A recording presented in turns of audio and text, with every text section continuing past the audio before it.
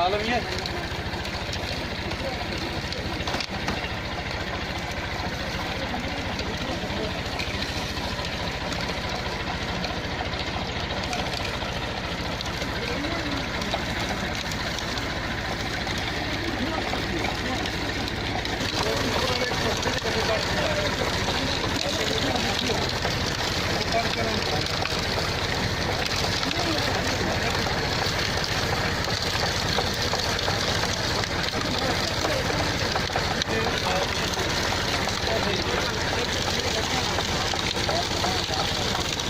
Brezza थोड़ा नेड़े हो पीछे भी निगाह रखा है पीछा पर आ गया तो किया करने को तो बढ़िया मिनटों में ना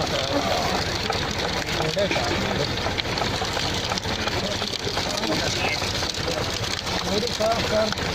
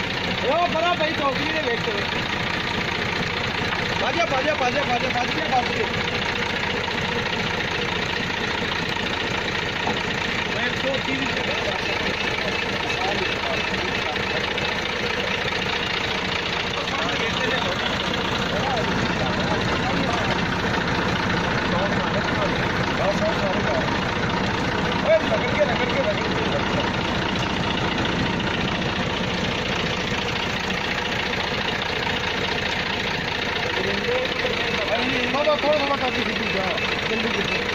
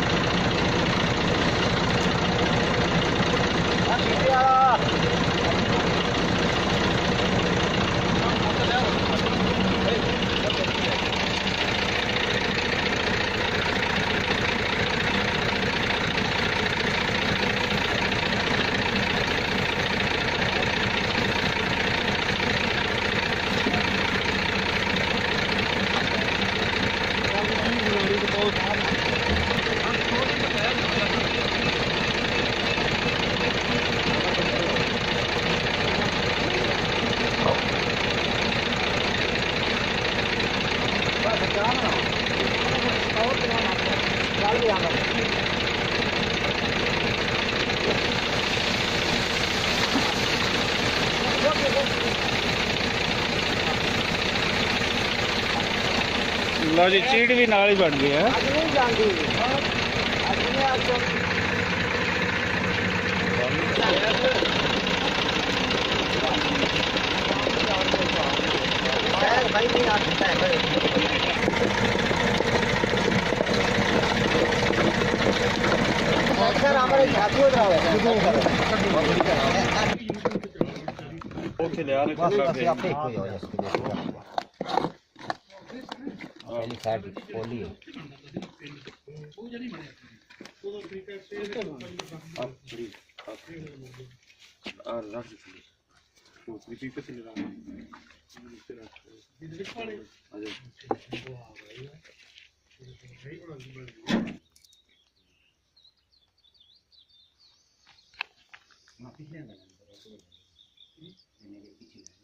ਜਿਹੜੀ ਚੀੜ ਬਣਾਈ ਉਹਦੇ ਤੇ ਉੱਪਰ ਮੂੰਗਫਲੀ ਰੱਖਣਾ ਉਹ ਇੰਜ ਹੋ ਜਾਵੇ ਨਾ ਕਦੀ ਉਹ ਤੇ ਕੱਟਦੇ ਨੇ।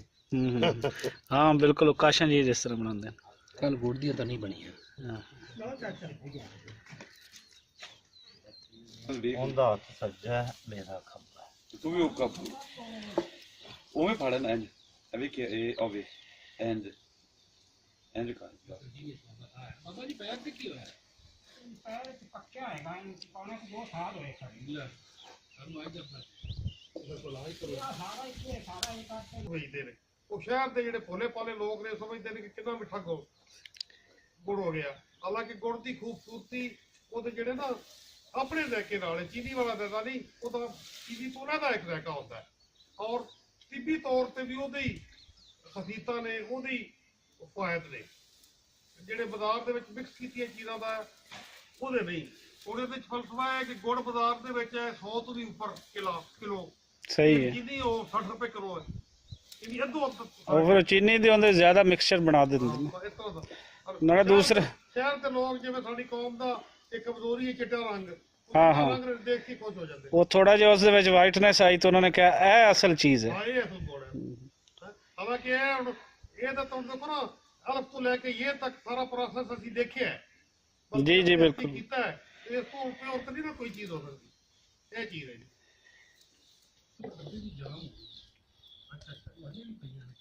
ਇਹ ਹੈ ਜੀ ਹਾਂ ਹਾਂ ਹਾਂ ਹਾਂ ਉਹਨਾਂ ਨੂੰ ਮੈਂ ਨਾ ਬੋਰਡ ਚ ਬਣਾਈ ਫਿਰ ਨਹੀਂ ਉਹ ਤਾਂ ਫਿਰ ਤੇਰੀ ਵੀ ਬਣਾ ਦਿੱਤੀ ਉਹਨਾਂ ਨੇ ਬਣਾਇਆ ਨਾ ਮੈਂ ਤਾਂ ਉਹਨਾਂ ਨੂੰ ਦੱਸਿਆ ਇਹ ਕਰੋੜ ਵੀ 35 ਪਾਸ लगेगा ਵਿੱਚ ਉਹਦਾ ਆਏਗਾ ਦੇਖਾ ਉਹ ਕਰੀ